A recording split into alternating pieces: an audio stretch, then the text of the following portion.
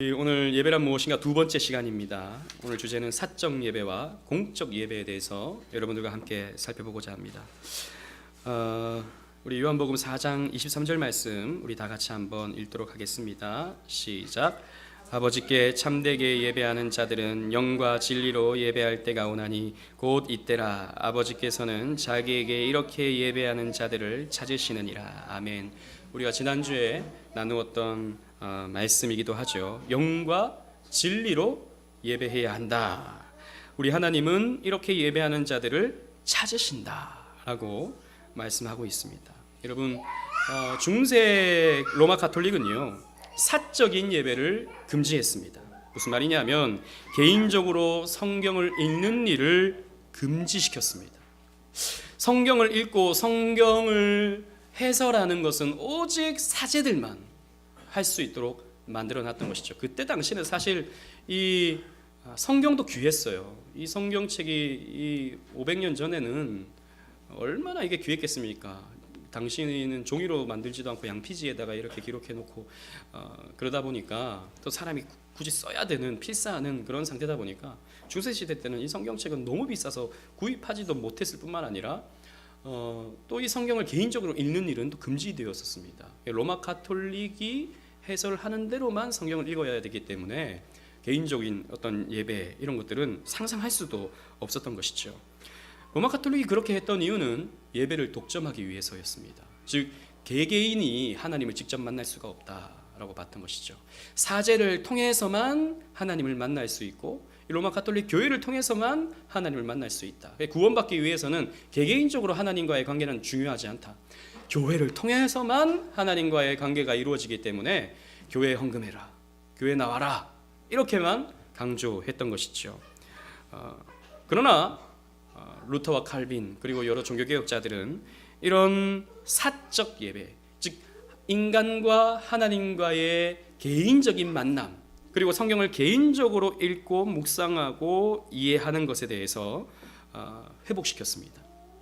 왜냐하면 성경이 그것을 우리에게 가르쳐주고 있고 또 사적 예배를 통해서 우리는 수많은 경건의 유익을 얻을 수 있기 때문입니다. 그래서 사적 예배는 너무나도 중요해요.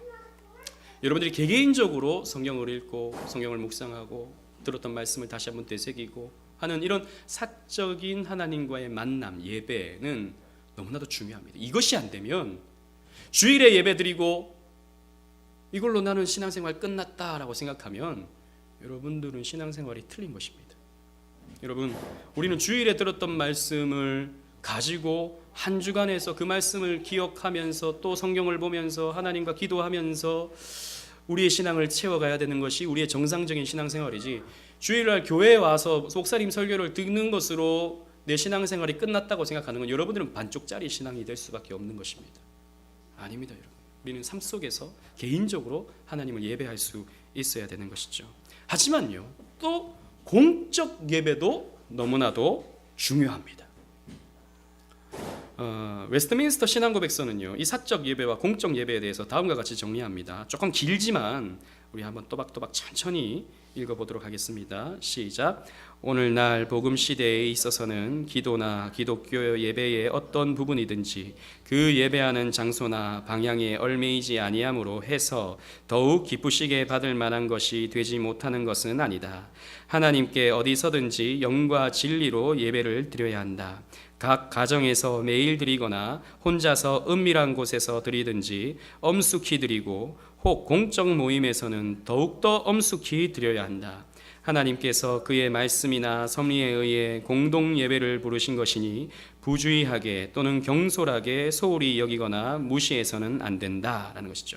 즉 중세 시대 때는 예배 드릴 수 있는 장소는 오직 성당이었습니다. 미사를 드리는 것이 유일한 예배였던 것이죠. 개인적인 예배는 상상하지 못했습니다. 그러나 이제 기독교는 기도나 기독교의 예배는 장소가 중요한 게 아니다라는 것이죠. 그 어떤 외형적인 어떤 방향이 중요한 것이 아니다라는 것입니다. 그것 때문에 하나님이 받는가 안 받는가 이런 거 없다라는 것이죠.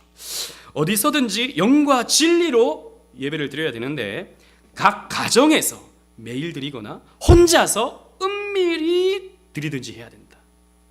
그러나 공적인 모임에서는 더 엄숙하게 예배를 드려야 된다. 마음대로 하는 것이 아니고 부주의하게 경솔하게 이 공적 예배를 가볍게 여기고 소홀하게 여기고 무시해서는 안 된다라고 우리의 신앙의 선배들은 이 사적 예배와 공적 예배를 함께 강조하면서 우리에게 전수해주고 있는 것이죠. 그래서 우리가 먼저 사적 예배를 생각해 보기를 원합니다. 첫 번째는 개인 경건인데요. 여러분, 그리스도인은 하나님의 영광과 개인의 경건을 위하여 개인적으로 얼마든지 예배드릴 수 있습니다. 여러분, 이것은 혼자서 예배드려도 된다, 주일에 혼자서 예배드려도 된다라고 하는 말이 결코 아닙니다. 이거 대체할 수 없는 거예요. 이거는 주중에 내가 개인적으로 하나님께 예배하는 것을 말합니다. 혼자서 찬송 부르고 혼자서 기도하고 혼자서 말씀 읽을 수 있는 것이죠. 로마 가톨릭은 이게 안 됐는데 우리 개혁교회는 이렇게 해야 된다라는 것입니다. 그리고 가족들과 함께 특정한 몇몇이 모여서 예배 드릴 수 있는 것이죠. 그래서 우리 앞으로는 우리 교회도 점점 그런 것들을 우리가 만들어가고 또 세워가야 되는데 가정 예배가 필요합니다. 가정 예배. 그럼 가정 예배를 언제 드려야 하는가? 저는 주일 저녁에 가정 예배를 드리기를 앞으로 이제 제 머릿속으로는 준비하고 있어요. 지금은 우리가 뭐 그런 걸 형식적으로 딱딱 하진 않지만 앞으로 우리가 조금 더 성장하고 이렇게 되면 주일은 온전히 우리가 하나님께 드린다라고 하는 마음으로 오전에 우리가 예배드리고 오후에 성경 공부하고 저녁에는 가족끼리 모여서 예배드리는.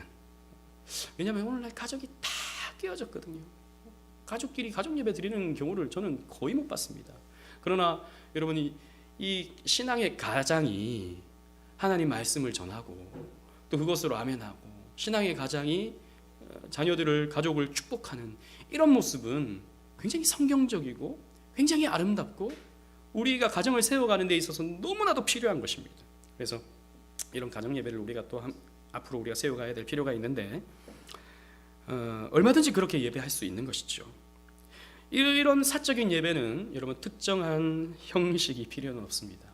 혼자서 내 개인 경건회를 갔는데 묵상 기도하심으로 오늘의 개인 예배를 시작합니다. 할 필요가 없다는 것이죠. 그냥 혼자 찬송 부르고 혼자 기도하고 혼자 성경 읽으면 충분한 것입니다. 오늘날에는 대부분 이런 개인 경건회를 우리는 QT라고 그러죠. Quiet Time. 조용히 하나님의 말씀에 묵상하는 시간으로 삼는데 굉장히 유익합니다. 여러분, 하나님 말씀을 한번 읽고 묵상하고 하루를 시작하는 것과 그냥 하루를 보내는 것과는 천지차죠. 여러분, 하나님의 말씀은 살았고 운동력이 있습니다. 하나님의 말씀은 역사하는 힘이 있다고요, 여러분. 그래서 우리가 하나님 말씀을 읽고 하루를 시작하고 그것을 묵상함으로써 실천하며 살아간다면, 이야, 이 말씀이 오늘 나에게 이렇게 역사로서 나타나는구나라는 것을 체험할 수 있게 됩니다. 여러분, 한번 해보세요. 한번 해보세요. 해보면 알 수 있습니다. 안 해보면 몰라요. 그냥 안 해보면 그냥 또 살죠. 그런데 말씀 가운데 묵상하면서 하루를 시작하고 혹은 하루를 보내면서 말씀을 묵상하면요, 오늘 있었던 일과 이 말씀이 결부가 된다니까요. 결부가. 그래서 하나님이 나에게 이런 말씀을 주시는구나 라는 것을 우리는 체험할 수 있게 되는 것입니다. 그럼 하나님을 더 신뢰하고 하나님을 더 사랑할 수 있게 되는 것이죠. 이런 개인 경건회가 우리에게 필요한 것입니다. 그러나 우리가 성경을 또 함부로 해석해서는 안 되잖아요, 그렇죠? 물론 우리가 개인적으로 성경을 보고 이해할 수는 있지만, 여러분, 이 개역 성경 얼마나 어렵습니까? 여러분 가지고 있는 이 개역 성경. 제가 지난번 우리 세례 받았던 우리 두 청년에게 줬던 우리말 성경은 좀 비교적 쉬워요. 그러나 대부분 여러분 이 개역 성경 가지고 있잖아요. 읽으면요, 이해가 안 돼요. 이해가. 그래서 시중에 보면요, 아주 좋은 이런 큐티 집들이 있습니다. 그래서 인터넷으로도 사실 수 있고 기독서점 가면 사실 수 있는 아주 건전하고 또 성경적인 그런 큐티집 이런 것들이 있는데요. 여러분 필요하시면 그런 것들을 구매하시면 됩니다. 아니면 목사님 하나 좀 대신 주문해 주세요. 그러면 제가 얼마든지 사드릴게요. 여러분들의 경건의 유익을 위해서라면. 이러한 사적 경건에는 필요한 것이죠. 이런 형식은 뭐 형편에 따라 상황에 따라 드리면 되는 것입니다. 마태복음 6장 6절에 예수님께서 이렇게 우리에게 말씀해 주셔요. 다 같이 한번 읽어보겠습니다. 시작. 너는 기도할 때에 내 골방에 들어가 문을 닫고 은밀한 중에 계신 내 아버지께 기도하라. 은밀한 중에 보시는 내 아버지께서 갚으시리라. 아멘. 골방에 들어가라. 골방에 들어가서 은밀하게 하나님께 기도하라 라고 우리 주님께서 말씀하고 있죠. 은밀한 곳에서 홀로, 아무도 모르는 곳에서 홀로 기도하고 있는 그 내용을 우리 하나님께서 들으시고 갚으신다 라고 말씀하고 있습니다. 그래서 여러분, 바쁘죠. 우리가 오늘날 얼마나 바쁩니까? 그러나 여러분, 바쁘기 때문에 기도해야 되는 거예요. 바쁘기 때문에. 루터는 그렇게 얘기했다 하죠. 몇 시간이 정확하진 않지만 원래 루터는 하루에 1시간씩 늘 기도했다고 합니다. 그런데 어느 날 다른 친구가 와서, 루터 요즘 너무 바쁜 것 같네. 책도 쓰고 여기저기 강연도 다녀야 되고 또 로마 가톨릭 그 사람들과 싸워야 되고 너무 바쁜 것 같네. 당신은 기도할 시간이 없겠어. 이렇게 말하니까 루터가 이렇게 말했다고 합니다. 그래, 나는 요즘 너무 바빠. 너무 바쁘기 때문에 옛날에는 1시간을 기도했는데 요즘에는 3시간을 기도를 해. 그렇게 말했다고 하죠. 여러분, 그런 것입니다. 우리는 바쁘기 때문에 기도를 못한다고 하는데 아니죠, 여러분. 바쁘기 때문에 기도해야 되는 것입니다. 이 기도가 바쁜 나의 일상을 잡아먹도록 우리는 만들어 가야 되는 것이죠. 이런 사적인 기도 시간, 경건의 시간이 우리에게 필요한 것입니다. 두 번째로 삶의 예배가 있는 것이죠. 이 사적 예배 가운데 이 삶의 예배는 뭐냐면 어떤 형식을 갖춰서 예배드리고 이런 것이 아니고, 성경 읽고 이런 예배를 드리는 것이 아니고, 우리의 모든 삶이 사실 하나님께 드려지는 예배적 삶이다라는 것이죠. 여러분들이 하나님의 말씀을 듣고, 주일날 말씀을 듣고 또 개개인적으로 성경을 읽다가 내가 이렇게 살아야지, 내가 하나님을 더 사랑해야지, 이런 마음으로 사람을 대하고 돈을 벌고 일을 하고 공부를 하고 이렇게 살아가는 모든 삶의 부분들이 하나님께서 영광 받으시는 시간들이다라는 것이죠. 여러분, 비천한 우리의 인생이지만, 향기 나지 않는 그냥 볼품없는 우리의 인생이지만, 하나님을 사랑하는 마음을 가지고 하루하루를 살아드리는 것이 하나님이 영광 받으시는 시간입니다. 꼭 여러분들이 돈을 많이 벌어가지고 하나님, 나에게 이런 좋은 집을 허락해 주신 하나님 감사합니다, 영광 받으세요, 그게 영광이 아니고, 여러분들이 하나님을 사랑하는 마음을 갖고 하나님을 더 알아가고 싶은 마음을 갖고 하나님이 주신 말씀 가지고 하루하루를 열심히 살아가는 그 자체를 하나님께서 기뻐 받으시는 거예요. 여러분들이 화려하든 화려하지 않든, 높든 낮든 그건 상관없어요. 그런 마음을 갖고 하루하루를 살아가는 것이 하나님 기뻐하시는 예배적 삶이다라는 것이죠. 그래서 우리는요, 하나님 말씀대로 살기를 노력하면서 그리스도를 전하는 삶을 살아야 됩니다. 우리의 꼬리표는 늘 따라오죠. 어떤 꼬리표가 따라옵니까? 예수쟁이라고 하는 꼬리표가 늘 따라옵니다. 우리에게. 당신 교회 다니잖아. 당신 교회 다니잖아. 이런 말들 우리는 그 사람이 하든 하지 않든 다 알고 있는 것이지, 왜 우린 주일마다 교회 가니까. 그러면 우리는 늘 평가받는다고요. 평가. 참 이게 그리스도인들이 피곤합니다. 우리는 그래서 더 성실하게 일해야 되죠. 불신자들은 그 사장님이 볼 때 막 열심히 하다가 사장님이 안 보면 좀 쉬자 이렇게 할 때, 우리는 보든지 않든 열심히 일하는 것이죠. 또 정직하게 하는 것이죠. 다른 사람들은 사람을 속여가지고 일을 하고 속여가지고 내 이윤을 취하지만 우리는 정직하게 일해서 조금 적더라도 내가 벌 만큼만 버는 것이죠. 이게 여러분 그리스도인 아닙니까? 이게 뭐냐면 우리를 통해서 그리스도인들은 좀 바보 같긴 한데, 멍청하긴 한데, 그래도 참 사람들이 착해, 참 사람들이 성실해, 사람들이 참 그래도 멋져, 이런 평가를 우리가 받을 수 있어야 됩니다. 물론 이렇게 받기가 쉽지가 않아요, 여러분. 그러나 시간이 지나면요, 그런 신뢰가 쌓이면요, 그런 평가를 받습니다. 우리 신앙생활 하시는 여러분들 그런 평가 한 번씩 받아보잖아요, 그죠? 우리 그런 걸 받아야 되는 것이죠. 예수님께서 이렇게 말씀하셨습니다. 마태복음 5장 16절 다 같이 읽어보겠습니다. 시작. 이같이 너희 빛이 사람 앞에 비치게 하여 그들로 너희 착한 행실을 보고 하늘에 계신 너희 아버지께 영광을 돌리게 하라. 우리의 착한 행실을 통해서 불신자들이 그리스도인들은 조금 달라도 달라, 이런 말이 하나님께 영광이 된다라는 것이죠. 그게 예배가 된다라는 것이죠. 그래서 여러분들은 더 열심히 일하셔야 됩니다. 돈을 많이 벌기 위해서도 그렇지만 세상으로부터 좋은 평가받기 위해서 더 열심히 일해야 돼요. 때로는 여러분들이 손해 볼 수 있어야 됩니다. 손해. 조금 이따 재직 때 제가 얘기하겠지만, 제가 이 옆에 이 식당 이거 계약을 하는데 마음에는 손해 보기가 조금 더 싫은 거예요. 손해 보기가 한 푼이라도 더 아껴가지고 우리 교회 유익을 위하여 이렇게 해야겠다. 근데 이분은, 이 집 주인은 불교 신자거든요. 근데 제가 더 깎아주세요, 더 깎아주세요 하기가 말이 나왔다가 들어갔다 나왔다가 들어갔다 하는 거예요. 왜 그리스도인들이 조금 더 후회해야 되는데, 조금 더 마음이 넉넉하고 좀 이렇게 좀 해야 되는데 막 더 깎으려고 막 야박하게 하려니까 마음이 그런 거예요. 그래서 적당한 선에서 그래도 계약을 했습니다.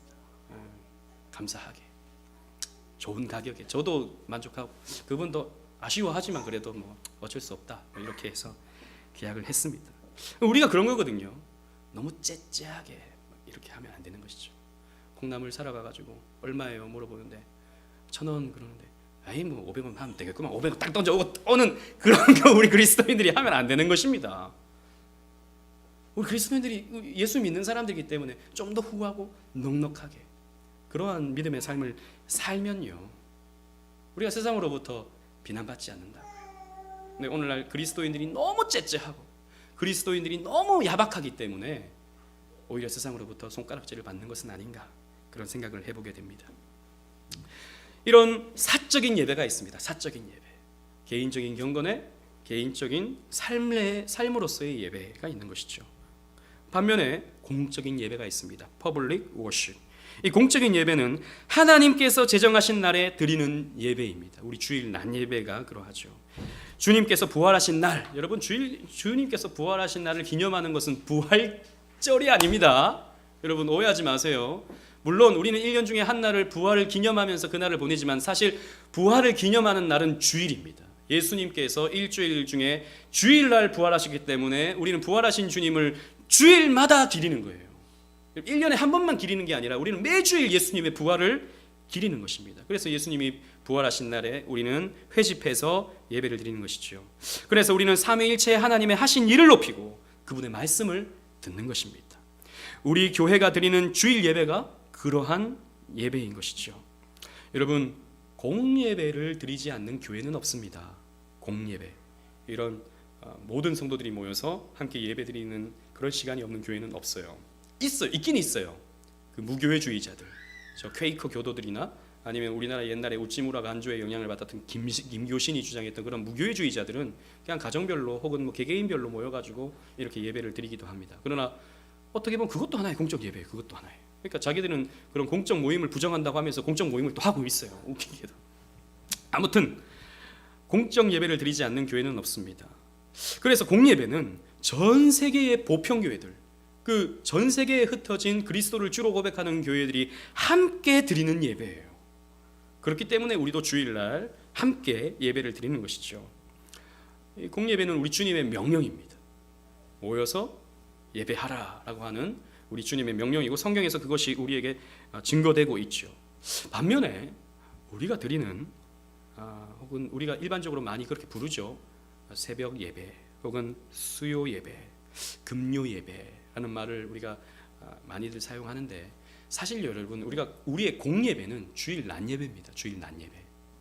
그래서 우리 교단 같은 경우에는 그렇게 구분 짓지는 않지만 딱 명시해 놓지는 않지만 고신이나 합신이나 이런 개혁주의를 추구하는 교단들 가운데서는요, 주일 낮 예배만 예배로 하고 나머지 수요 모임이나 금요 기도회는 기도회라는 이름으로 사용하라라고 이렇게 헌법에 추가해 놓기도 했습니다. 저도 사실 그게 맞다고 생각해요. 그러나 한국 교회가 또 대부분 수요 예배를 드리고 있기 때문에 또 예배적 형식을 갖고 있기 때문에 또 예배를 드린다 하여 예배라는 말을 사용한다 하여 그게 다 나쁜 것은 또 아닙니다. 우리는 그런 적절한 균형을 맞춰서 우리 교회는 그래도 수요밤 예배라고 하는 말을 쓰지만 우리의 공예배는 주일 예배입니다. 그래서 여러분, 내가 주일 예배를 못 드렸으니까 수요 예배를 내가 참석함으로 보충해야지라고 생각하는 것은 틀린 생각입니다. 그 보충이 안 되는 거예요. 그러니까 주일날 예배를 못 드리니까 개인 예배를 드려서 그 시간을 보충해야지. 이것도 사실 안 되는 것입니다. 물론 피치 못할 사정들이 있죠. 피치 못할 사정. 근데 피치 못할 사정은 충분히 우리가 이해할 수 있죠. 그러나 그런 때는 개인 예배를 드릴 수 있습니다. 개인적으로 뭐 인터넷을 통해서나 또 여러 방법을 통해서 드릴 수 있습니다. 그러나 대체되는 것은 아닙니다. 그래서 모든 성도들이 주일 낮에는 모여서 함께 예배를 드려야 하는 것이 우리의 공예배인 것이죠. 왜 공예배가 중요한가? 오늘날에는요, 공예배를 참석하지 않아도 예배를 드릴 수 있다고 생각하는 사람들이 점점 늘어나고 있어요. 그래서 인터넷을 통해서 인터넷 그 모니터 켜놓고 예배 드리는 거죠. 그리고 헌금은 뭐 드리고 싶으면 드리고 안 드리고 싶으면 안 드리고, 드리고 싶을 때는 온라인으로 쏴서 이렇게 예배 드리는. 요즘에는요, IT 시대가 되다 보니까 아예 그냥 인터넷 교회가 있어요. 인터넷 교회가. 내가 깜짝 놀랐습니다. 주일 오전에 제가 가끔씩 이렇게 틀어놓으면 알람이 뿅 와요. 무슨 교회 예배 싫어한 그래가지고. 그러니까 모여서 예배 드리는 게 없어요. 그 교회는 목사님 혼자 이런 스튜디오에 나와가지고 예배 인도합니다. 헌금은 아래 계좌번호로 보내세요. 이렇게 합니다. 물론 뭐 피치 못할 사정으로 예배 못 드리는 사람을 위해서 그렇게 할 수도 있다고 생각하지만 사실 그건 교회가 아니에요. 교회는 모임입니다. 회라는 말이 모일 회자거든요. 근데 모이는 게 아니잖아요. 접속하는 거잖아요. 접속. 그 교회가 아니고 교제가 없는 거죠. 성례를 집행할 수가 없죠. 그걸 어떻게 교회라고 말할 수 있습니까? 그거는 비성경적인 거예요. 잘못된 거예요. 물론 뭐 일반적인 교회에서 혹시나 큰 교회에서 이제 참석하지 못할 사람들을 위해서 실황 중계를 하는, 그건 나쁜 게 아니죠. 뭐 나쁘다고 할 수 없는 거죠. 하지만 교회 자체가 모임은 없고 인터넷으로만 방송을 하는 그런 교회는 이상한 교회입니다. 그런 말씀 듣지 마세요, 여러분. 그 혹여나 못 오더라도 나중에 우리 교회 영상 틀어놓고 그걸로 말씀 듣고 하시지, 이상한데 괜히 그 보고 있다가 이상한 꼴로 갑니다. 이상한 걸로. 여러분, 우리는요, 하나님이 우리 개인을 부르시지 않았어요. 하나님은요, 공동체로 우리를 부르셨습니다. 교회로 우리를 부르셨습니다. 거룩한 교회의 지체로, 하나님의 백성으로, 공동체로 하나님이 우리를 부르신 거예요. 그래서 우리는 함께 지어진 성전이, 우리가 하나하나의 벽돌이 되어서 모퉁이 돌 되시는 그리스도와 함께 교회를 세워가는 거예요. 그렇기 때문에 함께 모여서 예배를 드려야 됩니다. 아무리 시대가 여러분 편의주의 시대가 되어가지고 이상한 교회가 많이 나타난다 하더라도 모이지 않는 교회는 바른 교회가 아닙니다. 그래서 우리는 이 공예배를 기초로 나머지 6일간을 개인적으로 예배해야 되는 것이죠. 들었던 말씀 기억하면서 곱씹으면서, 혹은 그 말씀이 잘 기억이 안 나면 다시 인터넷에 들어가서 이렇게 또 들으면서, 혹은 성경 펴면서 이렇게 개인적으로 예배해야 됩니다. 여러분, 이게 없으면 우리의 신앙은 자라지 않아요. 여러분, 지금 공예배와 사적 예배를 같이 얘기하고 있는데 공예배만 드린 것으로 또 끝나는 것은 또 아닙니다. 주일 낮 예배만 드리고 오늘날은 우리 교회는 또 그런 분위기가 안 되지만 대부분의 우리 큰 교회 다녀보신 분들 여기 많으니까 큰 교회는 대부분의 성도들은요, 주일 예배 딱 마치자마자 그냥 집에 갑니다.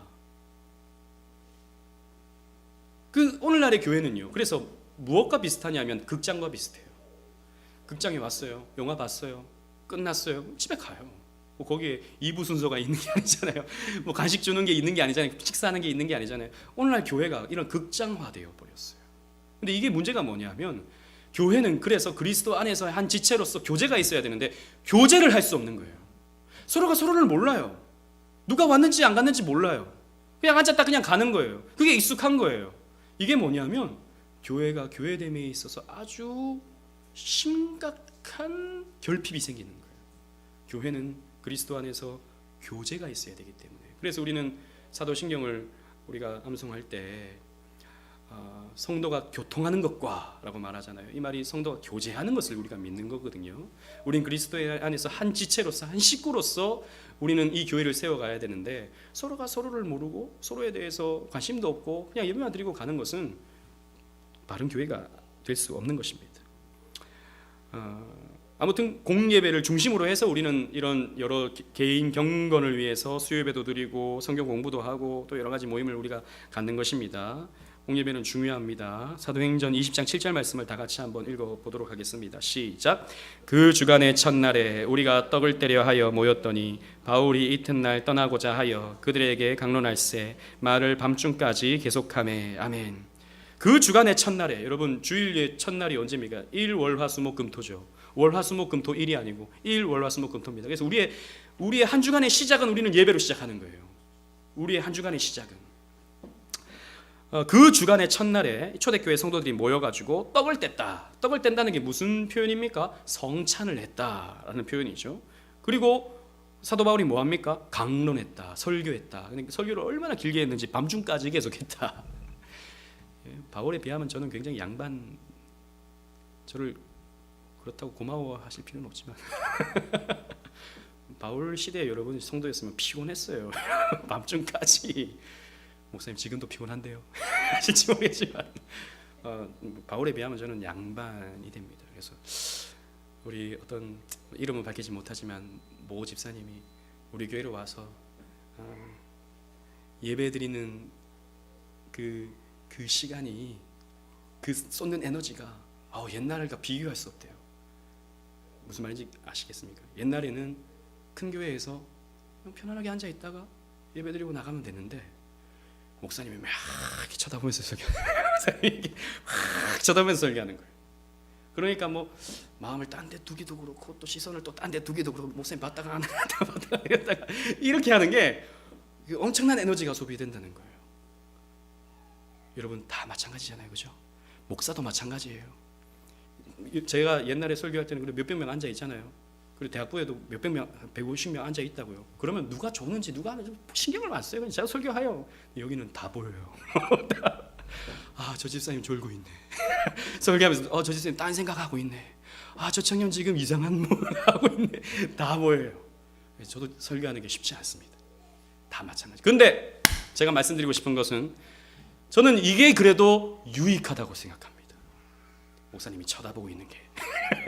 안 그러면요, 우리는 그 예배 시작과 동시에 혹은 설교 시작과 동시에 집에 갔다가 지난주에 만났던 친구 만났다가 왔다리 갔다리 하다가 축원합니다. 그러면 정신이 쏙 다시 들어온다고요. 광고 딱 나오면 막 집중해서 보고, 오늘 말씀 뭐 들었냐 물어보면 뭐 듣긴 들었는데 좋은 말씀이었어, 이렇게 다 끝나버린대요. 근데 이 교회는 안 그렇잖아요. 자꾸 읽으라고 하지. 성경은 자꾸 읽으라고 하지. 자꾸 쳐다보지. 목소리 작으면 더 크게 하라 그러지. 피곤한 거죠. 그래도 바울보다는 낫다. 바울보다는 낫다. 이렇게 생각하시고 여러분 열심히 참여해 주시면 감사합니다. 저는 그래서 너무 감사해요, 여러분. 얼마든지 여러분 이 편의주의 시대에 편하게 예배드릴 수 있는데 이 피곤하게 하는 이 교회에 여러분들 오셔서 자리를 지켜주시고 섬겨주시는 것에 있어서는 저는 너무나도 감사하게 생각합니다. 자, 예배를 드려야 하는 이유, 하나님께 영광이 되기 때문입니다. 하나님께 영광 돌리며 그를 즐거워하는 것은 우리 인생의 목적이죠. 우리 인생의 목적이 예배입니다. 그래서 우리는 하나님의 영광과 지혜와 권능의 속성을 높이며 창조와 구속의 사역을 찬송하는 것이 예배의 가장 중요한 요소이고 이것이 우리 인생의 목적이에요. 우리 지난주에 살펴봤듯이 내가 나를 위하여 지었나니 나의 찬송을 부르게 하려 함이다 라고 말씀하셨는데 우리는 하나님을 예배하기 위해서 지어짐을 받았다. 그리고 예배를 드려야 하는 이유는 우리가 은혜를 받기 때문입니다. 하나님께 영광 올려드리는 성도는 반드시 은혜를 받게 되어 있습니다. 오늘 이 말씀이 나에게 이렇게 적용되는구나 라는 것을 우리는 깨닫게 되는 것이죠. 예배를 통해 말씀과 성례를 통해서 우리는 은혜를 공급받아서 신앙생활을 할 수 있는 힘과 기쁨을 얻는 거예요. 은혜를 받게 되는 겁니다. 옛날에는 몰랐는데 성경이 이런 말씀이었어.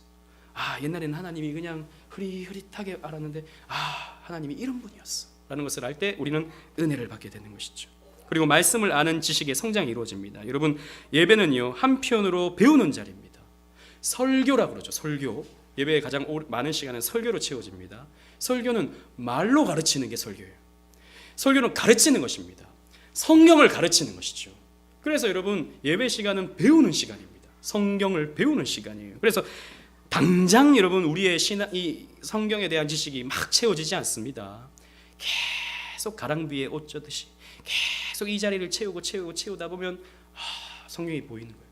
성경의 어떤 큰 틀이 보이는 거예요. 하나님이 이래서 우리를 창조하셨고, 하나님이 이래서 예수님을 보내셨고, 이래서 예수님이 다시 오시는구나 라고 하는 큰 틀이 예배를 계속 드리다 보면 이제 세워지게 되는 것입니다. 그러면서 하나님을 아는 지식이 자라가게 되는 것이죠. 그리고 그러면서 믿음의 고백과 믿음이 강화됩니다. 여러분, 예배는 또 신앙 고백의 장이죠.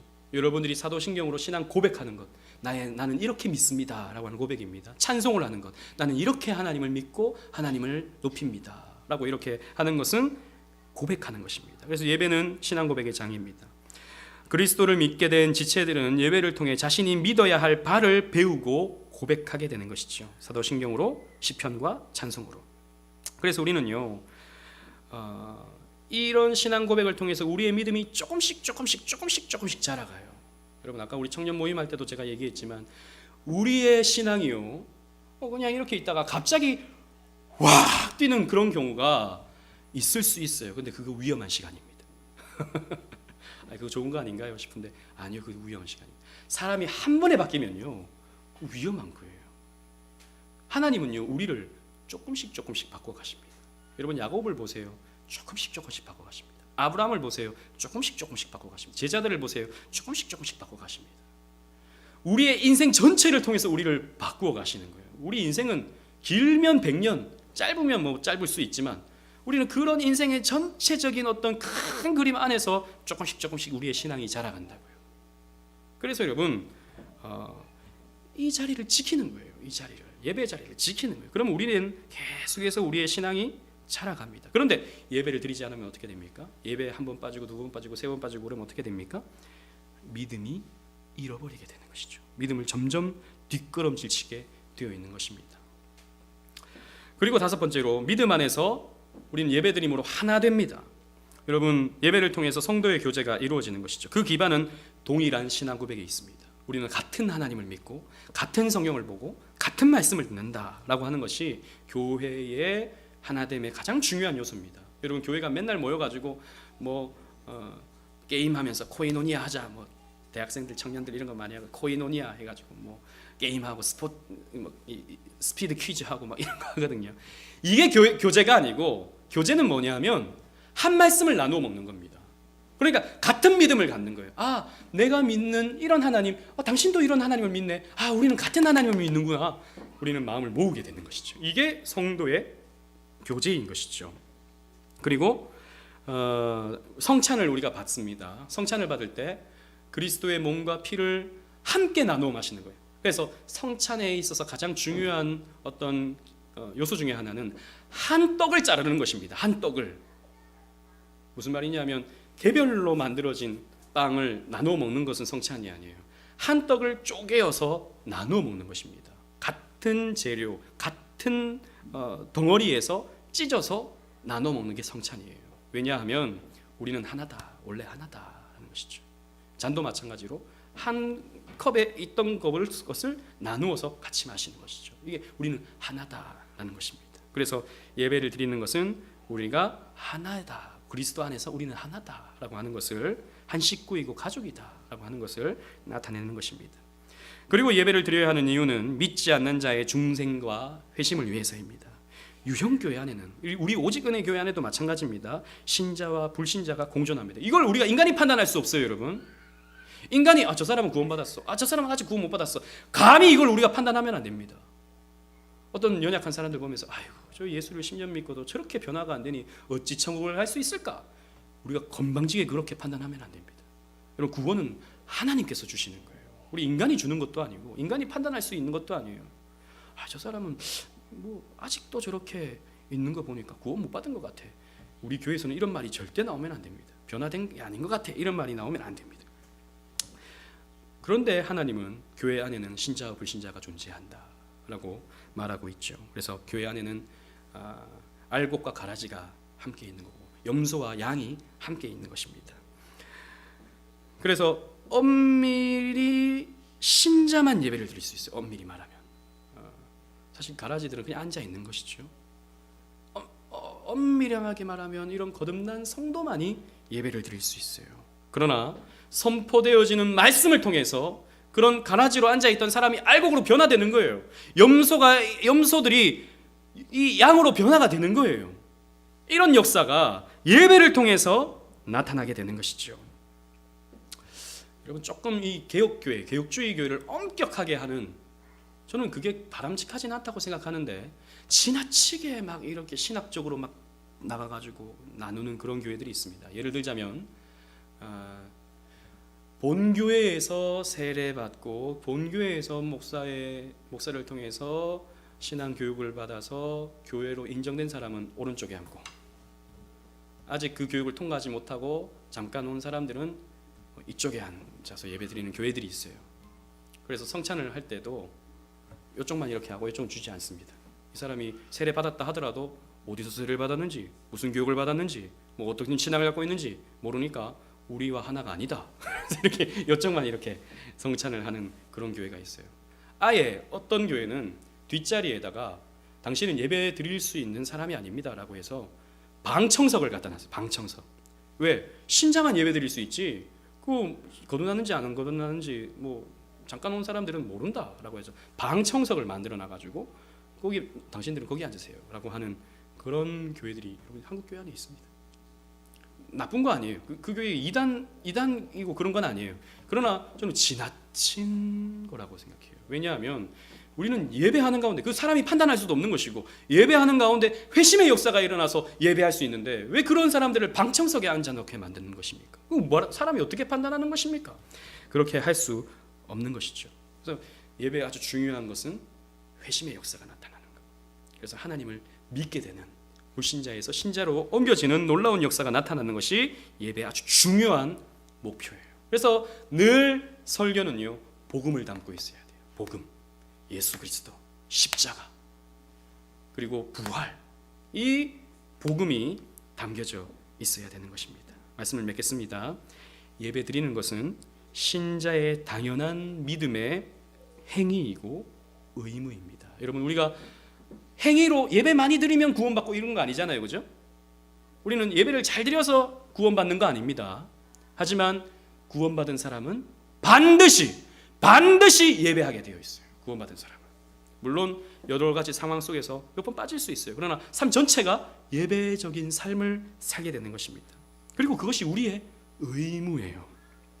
그리고 우리는 사적으로, 공적으로 예배하는 일에 더욱더 열심을 내야 됩니다. 여러분들, 여기 앉아있는 여러분들은 다 공적 예배에 열심이죠. 그러나 여러분, 사적 예배 또한 소로 하지 마십시오. 사적 예배가 없다면 여러분들의 신앙은 그저 그냥 세상 사람들이 말하는 것처럼 썬데이 크리스천이 될 수밖에 없는 것입니다. 우리는 사적으로도 경건하게 하루를 보내고 성경을 읽고 신앙 서적을 읽고 그렇게 시간들을 보내야 하는 것이죠. 예배하지 않는 사람은 영적으로 죽은 자입니다. 그러므로 더욱 모여 예배하는 일에 힘쓰고 개인적으로 예배하는 일에 힘쓰는 저와 여러분들이 되기를 주님 이름으로 축원합니다. 아멘.